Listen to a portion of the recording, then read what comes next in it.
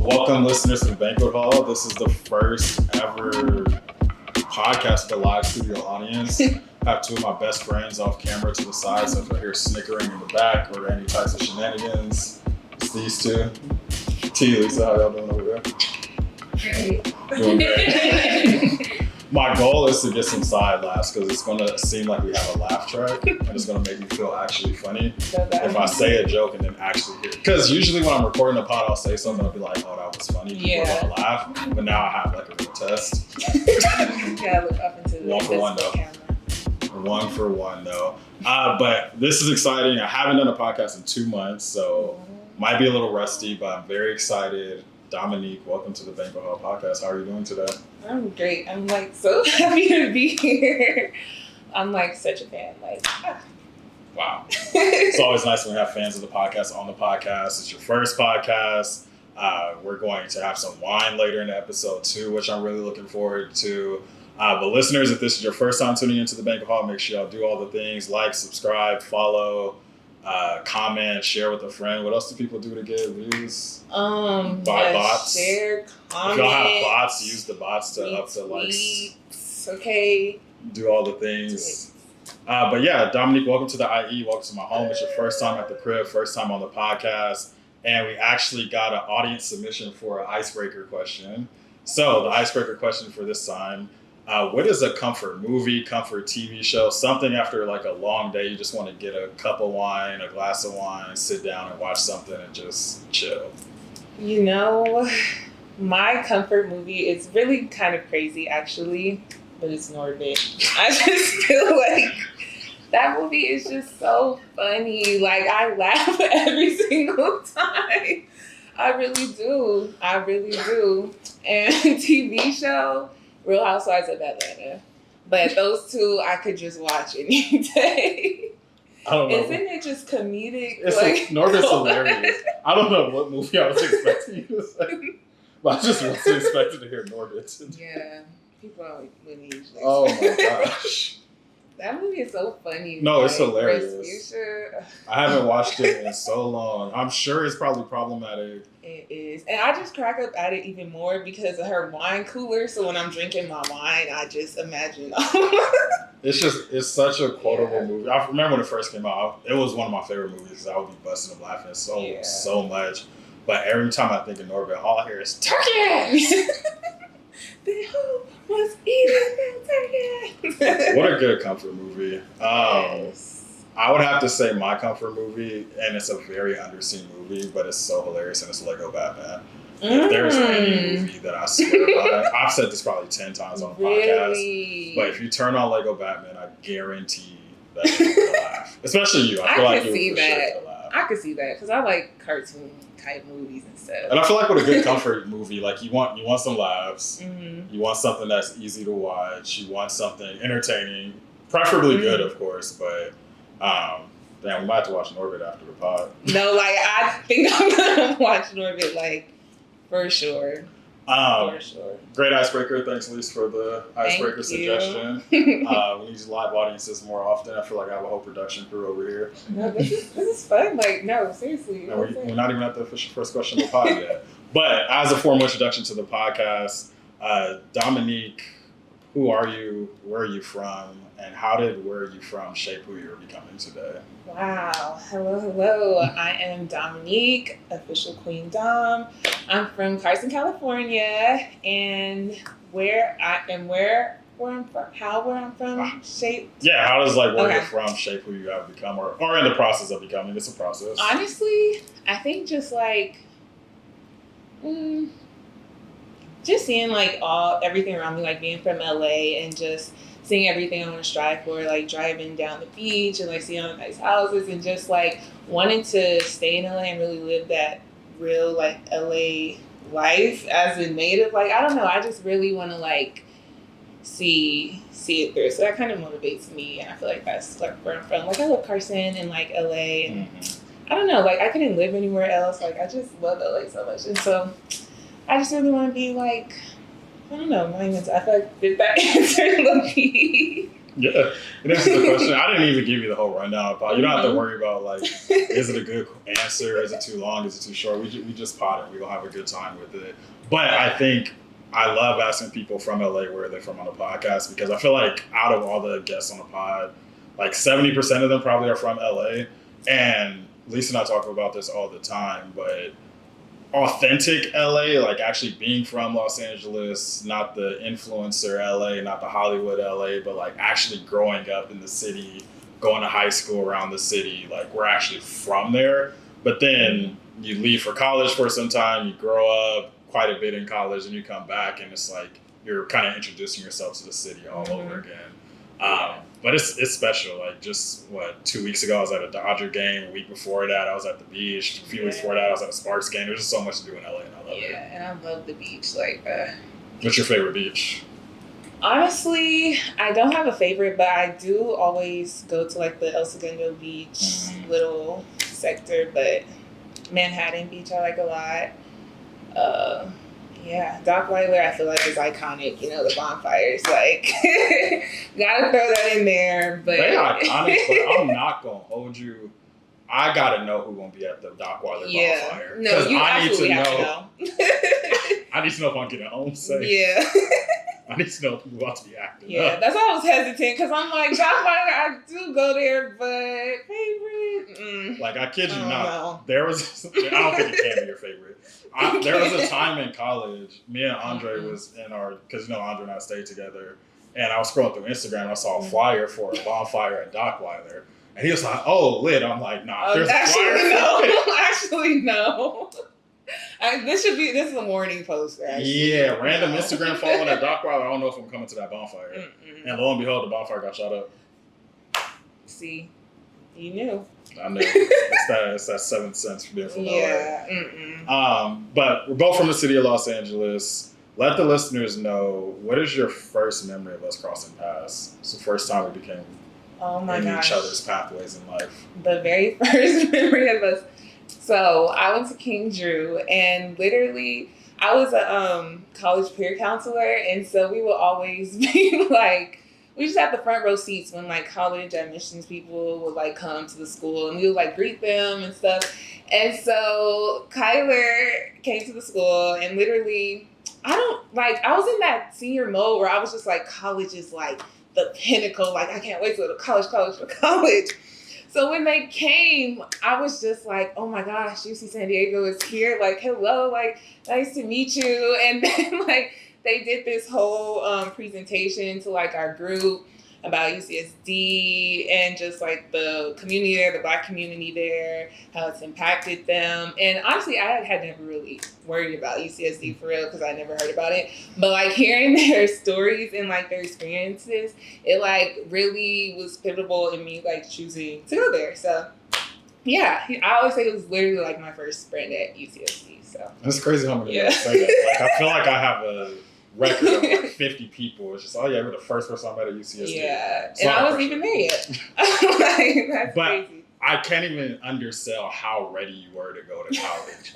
Because who else? It was so you and crazy. Somebody else. I think who was it? Was it Minor? I think it was Minor. But y'all came and greeted us at the front. Y'all shook our hand. You were sitting here like, oh, nice to meet you. I'm Dominique. I'm like, look at this nerd. You're messy.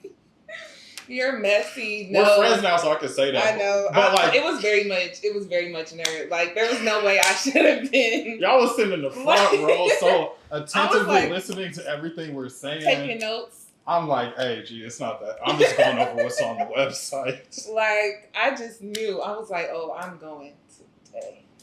Yeah, but look at us now. That was how long ago? Because that was your senior year in high school? That was 2014.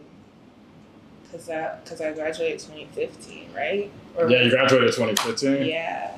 Dang. So that was 11 years ago. Dang. Time just be flying by. And here we are. That's crazy. On a podcast. No, that's actually crazy. We put it in perspective like that. Oh my gosh. Yeah. No idea what I was going to do back then. No idea what you're going to do. No idea. Because I don't think you really, I don't know if you thought you were going to see me again after that day. Right. Like, And I'm like, that's crazy. Wow. And then I always like having at least a few college stories on a podcast when there's somebody I have like so much history across college career with. Thinking through pod safe stories, and I'll let you determine what's pod safe.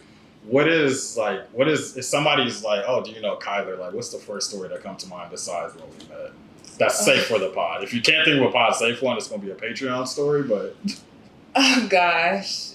The first, I think you have to be like just any. Yeah, any. Like, I can edit stuff out too. I just always think about when we went to eat at that barbecue spot with the dogs and the pregnant lady. Like, that's just not like the pregnant lady is wrong, but it was just the sequence of events that happened in that day. It was like just insane. Have you ever told that story to anybody, or did we just reminisce on it?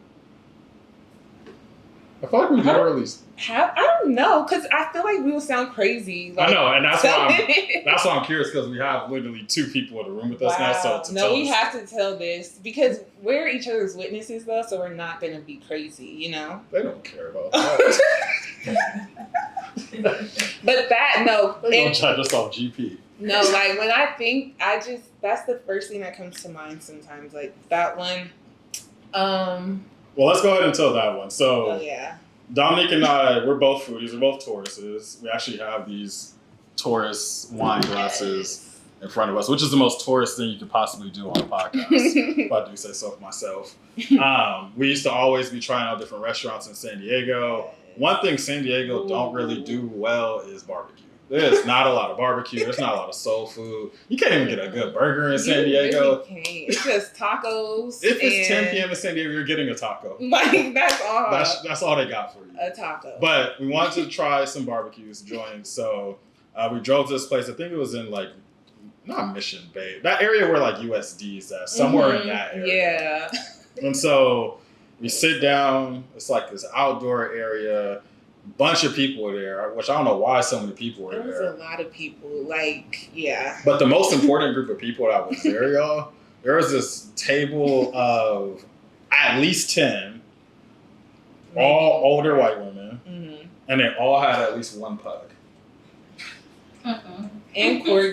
There were corgis. There were corgis, too. And when I say each of them at least had one, some had 3. Like, it was 2. Like a floor of dogs. Like, it was a floor full of dogs. And it's so obvious that this was like their meetup. Like, somebody put together a flyer or an Evite or something. And it was like, bring y'all pugs to this barbecue place. No, like, that's crazy when you think about it. Like, y'all brought all these dogs. And the reason it was so evident, besides all this little pitter-patter around, dogs was coming under our table. Yeah. At some point, a dog peed under your seat. No. Like, they were everywhere. They were literally everywhere. They were everywhere. And just like over it, because y'all know it's fun to overhear white people conversations sometimes. At one point, this lady was like, yeah, apparently you're not supposed to give your dogs alcohol. Apparently it's bad for them. Yeah, like, it felt like we were in, like, a fever dream type of situation. Like, what is going on right now? It felt crazy. It felt so weird. It was so weird. It was like a simulation or something. Like, it wasn't real life. I've also just never been around that many dogs, and I've been at a dog park. At a restaurant's crazy. Yeah, like... And granted, we're from LA. We know people bring their dogs everywhere, but for some reason in San Diego, they're everywhere. It was insane. It was totally insane. But then I think we were so hungry. We were talking about these pugs. At some point, we didn't even realize we hadn't even ordered yet. So the waitress comes, takes our order. We order. She goes back. And then when she comes back, I think with our drinks, we notice that she's pregnant. But she was never pregnant when she first took our order. I know it sounds crazy, but like she wasn't. And it never clocked to us. Like she was never pregnant. Dominique was like she went to go get her baby. Yeah, no, she did. Like I promise you, what I think is she was doing a social experiment. So she went to get her belly. Like, because that lady was not good. Nah, she went to get a fake pregnancy belly as a social experiment. No, she did. Like, there's no way. You seen it? I did see it. But it sounds crazy saying it to people that weren't even there. I know. But But she wasn't pregnant, and she was pregnant. Like, I just don't know how to explain. You're a doula. Can you explain that?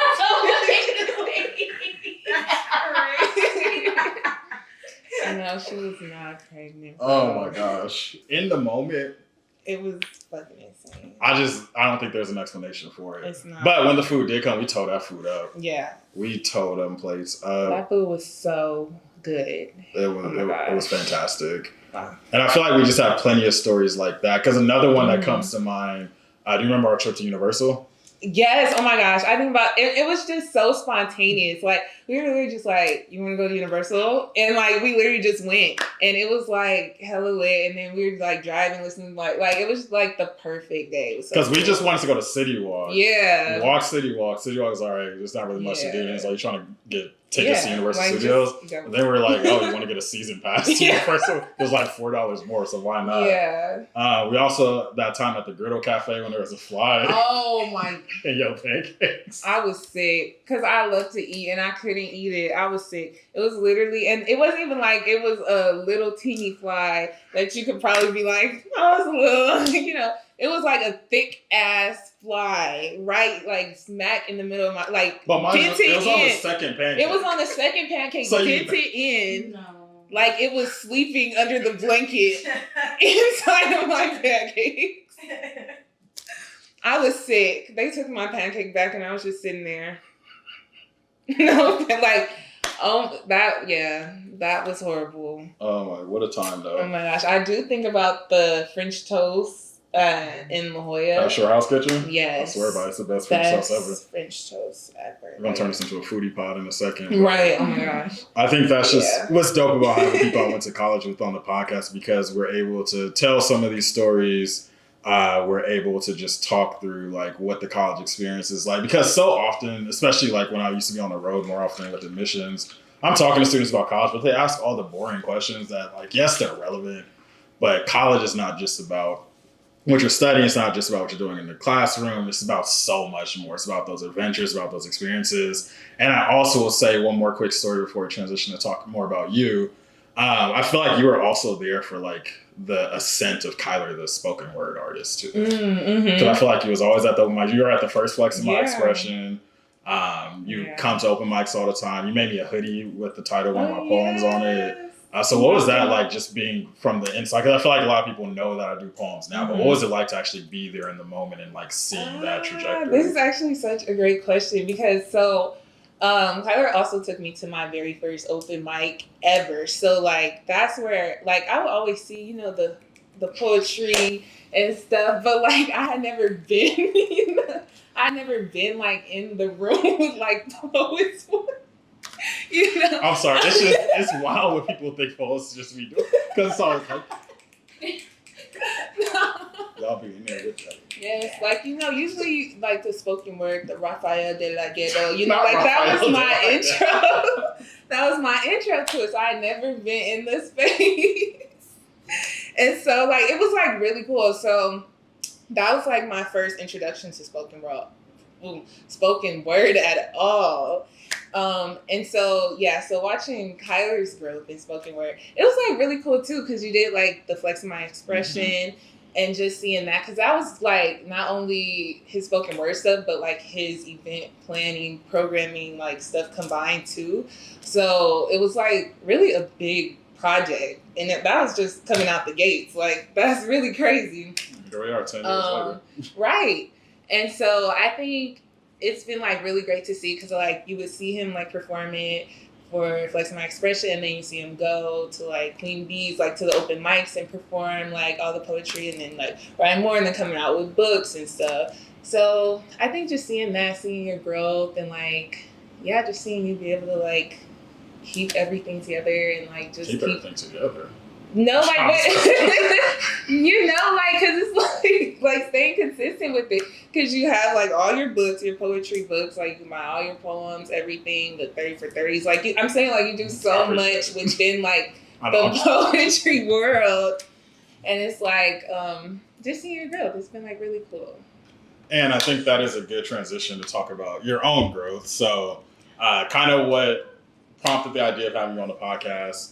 You've been making wine lately. You've been all over TikTok making wine. I don't even remember when. I think we were getting breakfast when you told me that you're about to start making wine or something along those lines. Yeah. But now every time I open TikTok, there's some video of you making wine.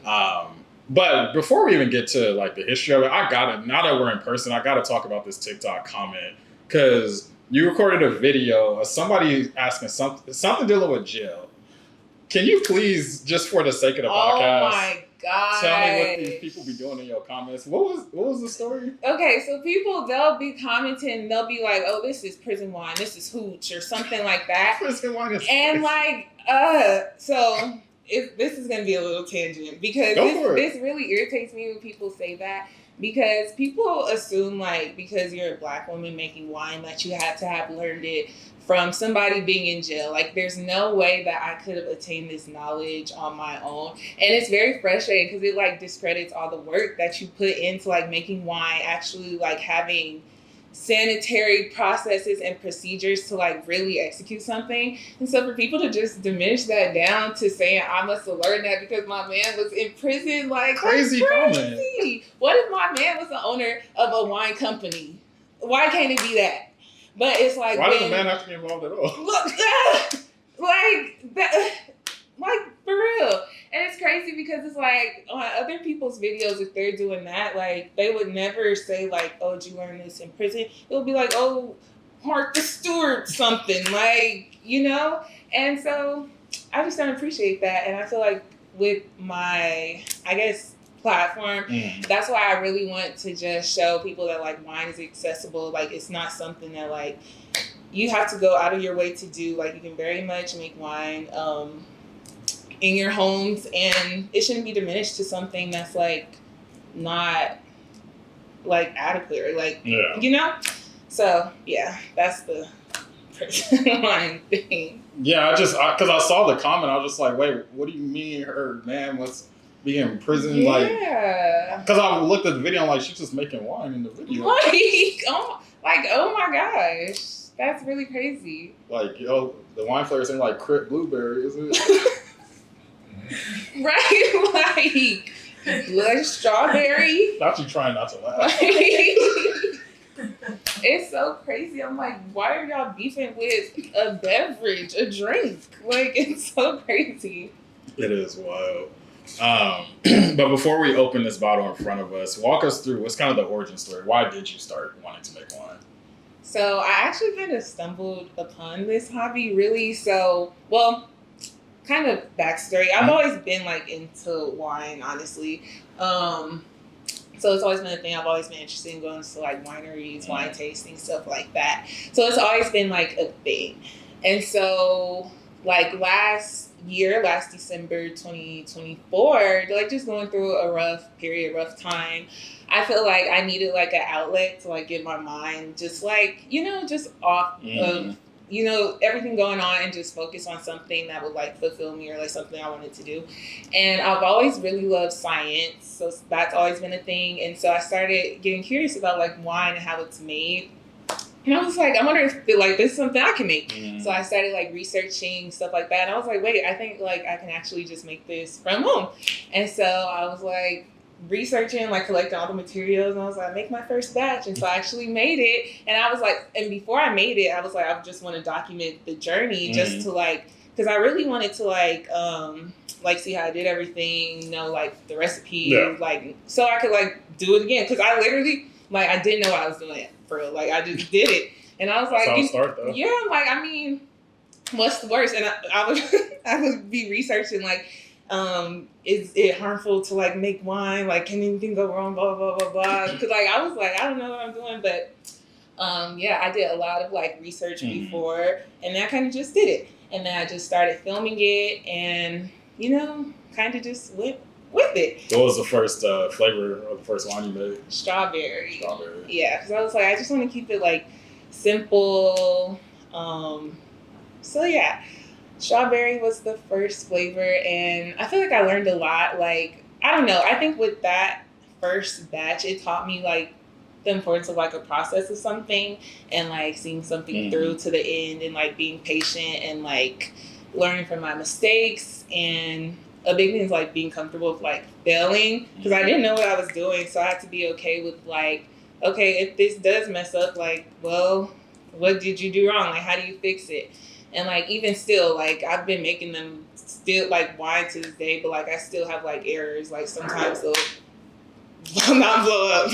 Like, you know, sometimes corks will pop out, but it's like, it's a journey. So I just like learn from the mistakes and keep going. But yeah. So the whole time you're using the whole scientific method, and they thought you just was at the prison yard with your man. Like, oh my goodness. And most of the recipes I come up with myself. So it's like, I'm like calculating everything. And also, like, this is directly to the woman who made the comment.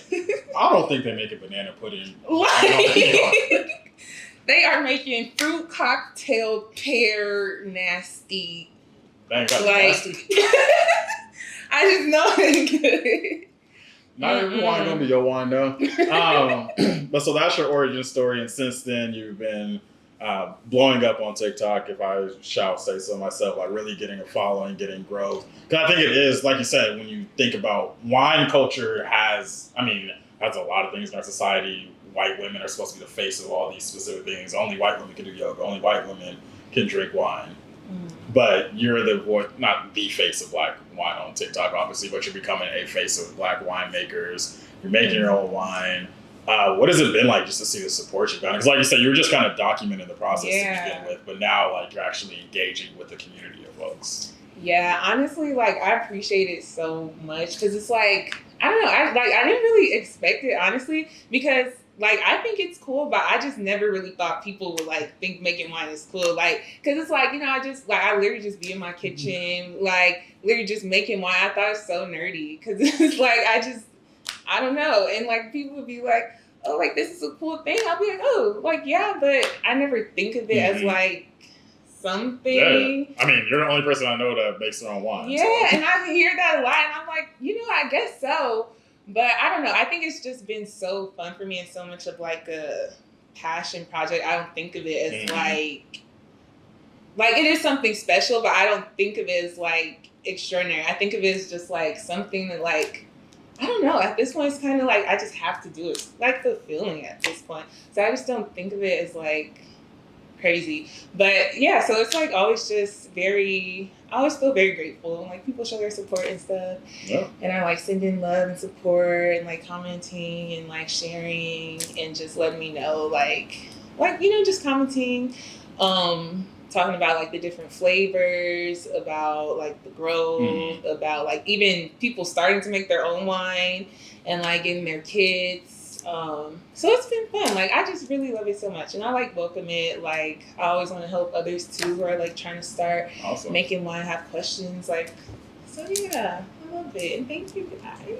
So before we open this bottle, where can folks find you in case they want to look at the process, look at some of your videos and learn more? Yes, you can find me on TikTok and Instagram at Official Queen Dom, but TikTok really the main where I post all of my like videos about my process and my journey. I'm going to be posting soon on YouTube as well, so look out for that. And yeah, that's my main things. All right, should we set up the camera and get this bottle open? All right. Do you want to do the honors or should I open it? Maybe I'll. It's not like a wine opener, so it'll be easy. Okay, let's see. So I have to make sure it doesn't. Yeah, just hold the button.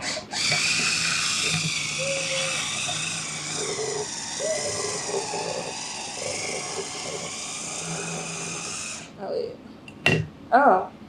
Ah! Oh, God! Because I thought I would have to press it. Wait, because I thought I was waiting for my... You was waiting for the sound? No, I was waiting to have to press it up. And so when it just went up on its own, this is my track. I'm not used to this. You said, oh. No, because I didn't think it would be open yet. No, that's why I love that thing. Oh my gosh, I need this. Yeah.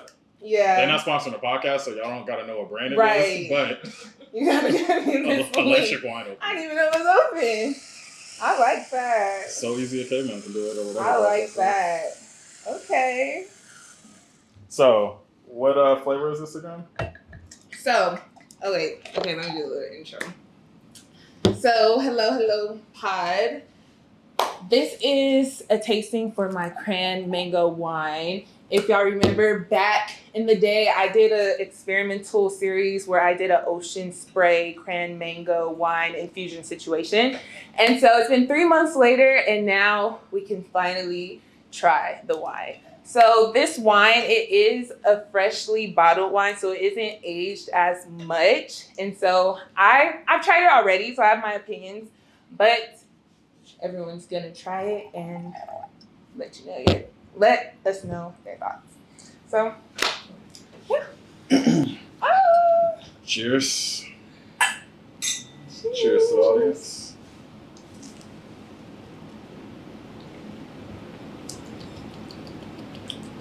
I was say, what's the method? Do I gotta swirl it around, get the fumes in the air? Possibly.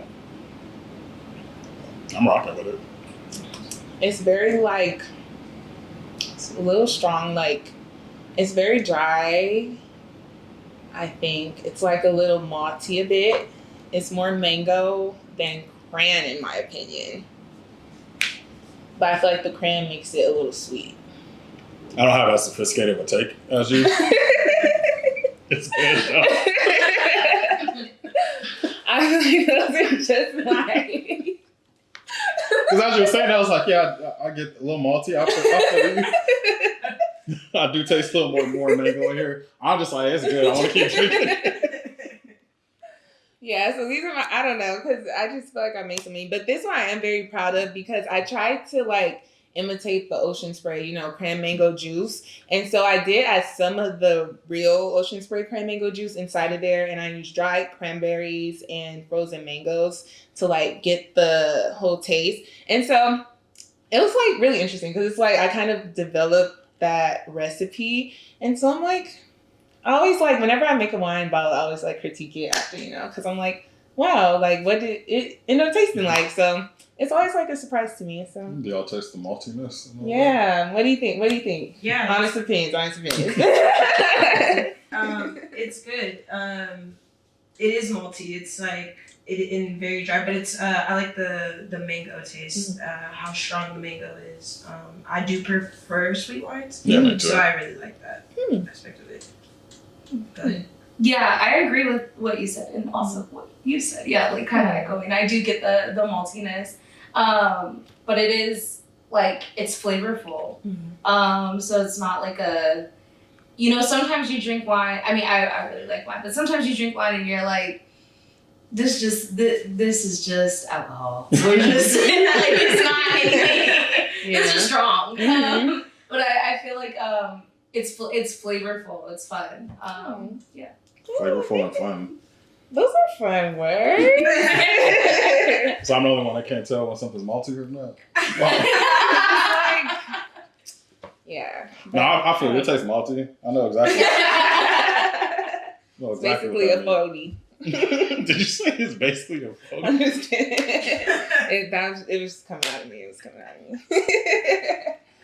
I'm just joking around. It's the wine. It's the wine. It's coming out of me. Basically a 40 is crazy. A fruity 40. No, it's delicious though. I really enjoy this. I could easily get drunk off of this. Watching this with some Lego Batman or Norbit. Oh yes. No, absolutely. I love just enjoying a little glass. Oh, that's delicious though. I wish y'all listening could taste this with us. I know. Out of all the flavors you've made thus far, do you have a favorite flavor combination you've made? Yes, I do. It's my blueberry mango. That's my fave. Blueberry mango. That's not. It's the cuzberry or. Pretty much. Yeah, no, you're stupid. You're dumb. The cuzberry is crazy. The cool carry. Mango. Is that problematic? Oh, I love an unserious podcast. Oh my gosh. I'm crying. That's hilarious. But yeah, blueberry mango. Also, I really liked the pineapple one I made. That was the third wine I ever made though. So it was a vintage, but I really like that one a lot, and I also like the banana pudding wine. Yeah, banana pudding, that's the first wine of yours I got to try back when we had our Nillawood beach party at El Segundo Beach, which was dope. That was a really good day. Yeah. That was the first time I seen you in, it wasn't even that long, but it felt like that long. That was fun.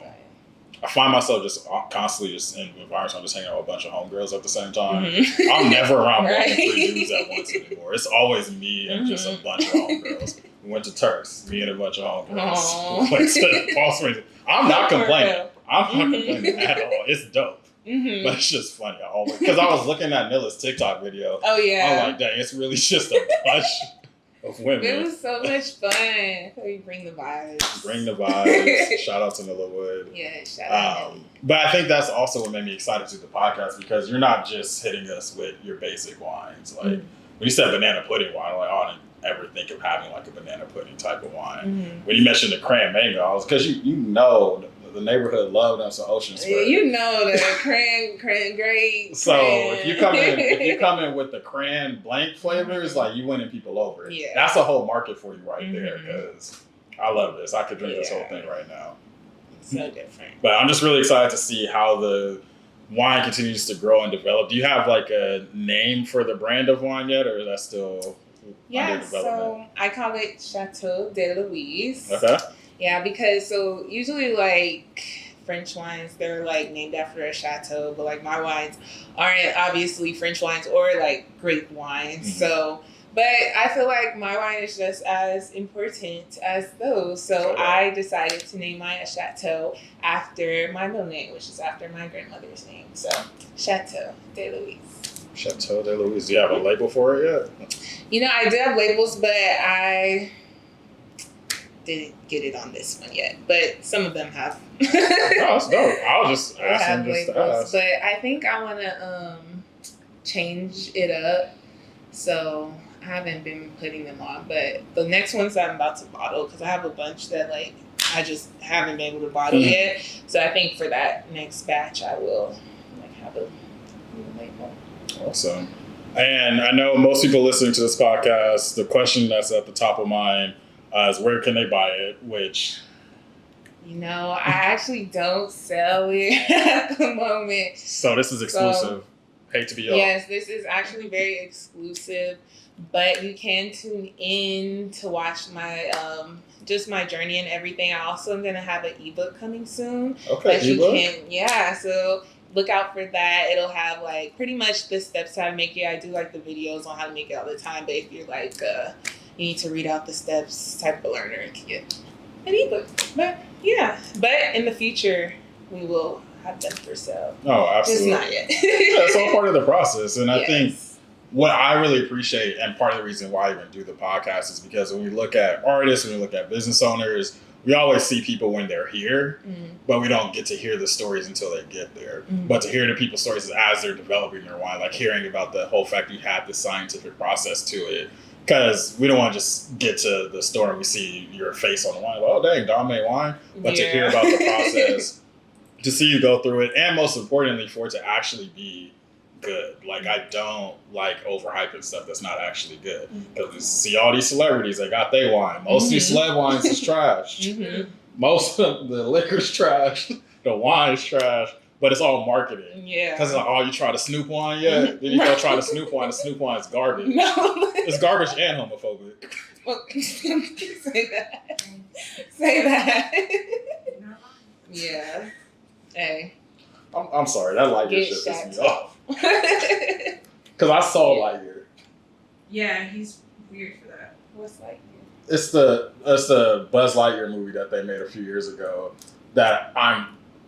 When I say that the lesbian kiss scene is like that in that movie, you would think it was the most pro like LGBTQ movie ever. The way people talk, oh my god, they kissed in Lightyear. Literally a second of the movie. That's crazy. And it pissed Snoop off because he wasn't ready for all that. Oh, so yeah. He's scared. He's scared because he can't take his kids to the movie. And then, damn, they kissing on the screen. Oh wait, I think I did see when he said something about that or something. Well, mind you, can't worry about explaining nothing else to his kids, his music videos, nothing That'd like that. The thing. That's besides the point. That'd be the thing. But back to you, Dom, as we continue to sip on this wonderful wine and get to the tail end of the podcast. You talk a little bit about like why you do the wine. I want to get a little bit into some of the process, because I see some of your videos like when you're going to farmers markets shopping for the supplies to make the wine. So where do you get your fruit from? Where do you like to get your fruit from? And like, yeah, what's like that process before you even get to the making the wine part? That's a good question. So with winemaking, obviously you have to like get fruit for the wine. And what started like me going to like farmers markets and stuff to get fruit for the wine is that I noticed, because I live in Compton, so I noticed like around the area, like obviously it's a food desert and there's not many places where you can get like healthy and like affordable, healthy options for like food and stuff. And so I kind of just started making content, just raising the conversation so people are aware, like, this is the situation in our area, like, this isn't okay. I'm just bringing the conversation up. And so with that, it just challenged me to, like, go around to the community and, like, find where there are farmers markets that have, like, organic foods or like produce, things like that. So I've been going around to different ones. So there's like Alma Backyard Farms in Compton. There's like the Compton College one on Wednesdays. There's like the Torrance Farmers Market. So just like going to those places and kind of showing people that there aren't like too many, but there are like options in the community where you can get like healthy and like affordable options. So yeah.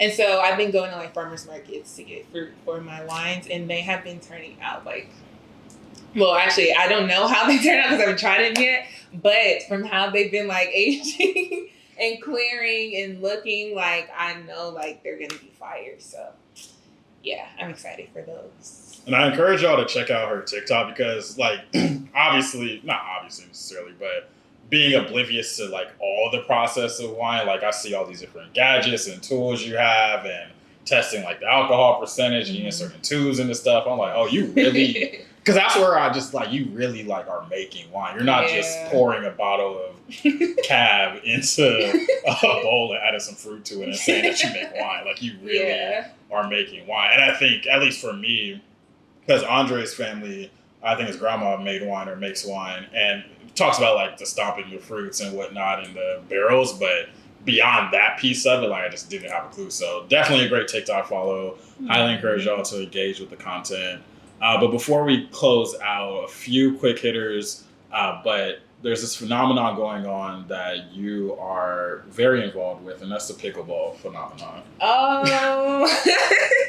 Pickleball. Because I swear it was one night nobody was playing it. Next night, everybody. Yes. Pickleball courts popping up everywhere. Yes. Pickleball is so much fun, you guys. What's going on with it? Okay. So pickleball, it's really like just such a fun game. It's the best thing for all like people of all ages. Like it's kind of like a cross between tennis and like ping pong, I feel like, but it's so much fun. And if you guys ever need somewhere to play ping pong, because my best friend, her Next Gen, shout out Next Gen, is a pickleball group, and they offer like free clinics, free pickleball playing time. Literally they bring like paddles and stuff, and it's like all like, you know, like our communities like right in Carson. So check them out if you want to get like involved in pickleball. But it's so much fun. Like it's really so much fun. It's taking over. Have you played? I have not played. Why? You should. Is it why kind of crazy? Why? It's so much fun. I don't know if y'all gonna convert me or not. I feel like you would like it. Like once you got the hang of it, I feel like you'd be like, oh, like. I feel like it seemed fun. It's just like I'm just not about to go play pickleball. Why? So we have to get around that. We have to get around. We need to unpack that. Yes, we do. Because why don't you want to play pickleball? It's the same as like pulling up to the court too. No, you know? No. I'm not going to do that. No, it is not. So if I go to pickleball court and be like, I got next, that's yeah, you're gonna put your paddle up and be like, I got next. Yeah, actually. Let me put some respect on pickleball. Yeah. We'll go play pickleball eventually. How about that? I'll commit to it on the podcast. I'll play pickleball with you. But quick hitters to close us out. Just very quick questions. Whatever first comes to mind first, feel free to blurt it out. What is something that's very important to be a part of your legacy when it's all said and done? What stamp do you hope to leave on this planet? Starting with the big questions. I thought it was gonna be like one word type. No, it can be one word, but like a legacy. And it's just something. It doesn't have to be like written in stone. I'm not gonna check you on it. Don't worry. Okay, well, for now, I just think like just my outlook on life and like optimism. Like, I really want that to be a part of my legacy and for like people to remember me and like, or not remember me like I'm going anywhere, right? But like for people to think and know that like I just pushed for like, I don't know, causes like greater than me, and for like just positivity and just faith in knowing that like all things like work out and like come together. So that's like a main thing I want to be like a part of my legacy. That I was just a very like hopeful, optimistic like person. I'd say that's the first thing that comes to mind. Love it. What about a Zen place for you? So when we talk about, besides watching Norbit, when you need to be comforted, when you need to put yourself in the right state of mind, where's somewhere you like to go to get into a place of Zen? The beach. The beach. Yes, I love the beach. I love a view. Yeah. What about inspirations? Where do you find inspiration? Who inspires you? What inspires you? Honestly, I get inspired from like just people, like my community, my friends, like just things going on. Like the banana pudding one, I was really inspired by just like Black people, Black culture. And I was just, that's around like when I was getting, like prison comments and stuff. And I'm like, no, like you can do something and it can be very Black and very luxurious, like at the same time. So, yeah. Absolutely. And then obviously you're a holistic person. There's only so much we could talk about on one podcast episode, but for the purposes of this episode, what are some other things listeners might need to know about you to get a complete picture of who Dominique is? Like, is there anything we haven't talked about that you think is very important to who you are? I think that like one of my other passions is like urban planning, urban studies. I'm very passionate about like building communities and like the physical environment about them and like how they impact underrepresented communities, specifically Black people, and just how like it impacts everyday life. And so like that's really what I like do. And like my other time, and so just working towards like programming to help like underrepresented communities just like have better access to resources and stuff, like that's something that I really pushed for and am passionate about. And I feel like it kind of trickles into like my winemaking, because it's like I want to like push that too with wine. But I feel like that's important to like get the whole like picture of me and like why I want to do like what I want to do. And yeah, I don't know. Oh, you're good. All good. So just 3 more quick questions. First one, I always like to leave listeners with lessons learned, takeaway corner. So your first podcast episode in the books. Yes. What do you hope that, one, what are you taking away with you from this episode after recording this first episode? And then 2, what do you hope listeners are taking away with them? Ooh. Okay. Well, what I'm taking away is sometimes like you just have to do things that are new for you and like that you've never done before. Like I've never done a podcast. I didn't know what to expect. But I tried to like, I don't know, not go into it with any expectations, but just kind of do it. Like the hardest part is starting a lot of the times. And it's like, even if you're scared, even if you're anxious, like just do it and get through it. 'Cause that's the only way you'll like see, what things will be like. And now we're at the end of the podcast. And then something that I hope people take away from this is, I don't know, if you're like trying to do something, I think focus on like the journey of it a lot of the times instead of like the final outcome, because I think a lot of times you'll find in the journey the love and like all of the lessons, and it's all like in the journey, but you'll never really know or get there if you're like just trying to get to that outcome or like trying to skip steps, because it's like everything is part, like the fails, like all of that, you really need it because it really just helps you. And like, yeah, just love the journey. Like, fall in love with the journey, the process, even just in life. Like, That's real. fall in love with the process. Like, it's all you have. All you have is like the present. So you gotta like, yeah, be present. Get in it. Keep going. And I think your lessons learned echo what I was thinking too, because I think what I'm taking away and what I hope listeners are taking away too is to embrace kind of the curiosity part of the journey too. Because I think you don't get to a place where you're making good wine like this without embracing those questions. Oh, like, can I make this wine? What are the safe ways to do this? What processes do I need to do? Where should I get my fruit from? What fruits blend well together? The more that you're embracing that curiosity, I think the more of a fuller picture you're painting for your creativity and your creative endeavors. So I think that's absolutely phenomenal. One more time, let people know where they can find you and how can they support you. Yes, official Queen Dom. You can find me on TikTok. I'm going to be doing a giveaway soon when I hit 10K. I'm going to be giving away some free bottles of wine.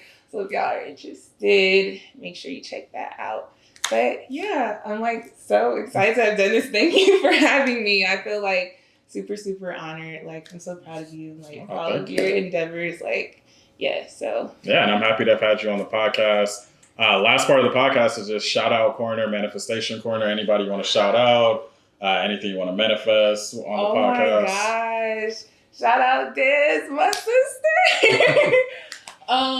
I'll keep the shout out simple because I feel like I would literally shout out every single person. But I do want to shout out my sister because she's a big part of like my motivation and why I want to just like keep pushing. Manifestation, I just want like everything that's for me. Like I'm gonna keep grinding and like just putting in the work and like I will like see my fullest potential. And yeah, I feel like if you all believe in like really like believe you can and do the work, like you really can. So yeah. I feel inspired. Do you? I'm ready to take on the world. I'm ready to drink more wine. Ready to watch Norbit. Yeah. All the things. But listeners, thank y'all for tuning in to another episode of the Banquet Hall podcast. As always, make sure to like, subscribe, follow. Share this podcast with a friend that you know who loves drinking wine. You know what friend I'm talking about. Just go ahead and share this podcast with them. Hopefully they find a new wine creative. Y'all call it wine talk? What's the... Yeah, wine talk. Technically, the term for me is garagiste is what they call it. But yeah, wine talk. Is that French TikTok. for bougie as hell? No, it's French for like a person, they say like who makes wine in their home or their I don't remember that in French class. No, it's a thing. They have like festivals. I'm just messing. Lisa and I took French together. That's the only reason why. I'm weak. Au revoir. Is that it? Au revoir. Oh. We're not about to do French lessons. But make sure you follow the podcast at Banquet Hall Pod. Share with a friend. Make sure y'all check out Dom. Get you a glass of... Hopefully you win the giveaway and you can try this wine. But coming in the future, we're going to manifest that. She'll be selling this wine. And y'all will have heard it here first, folks. So thank y'all for tuning in and we'll catch y'all next time. Au revoir. Au revoir. Oh my gosh. That was so fun.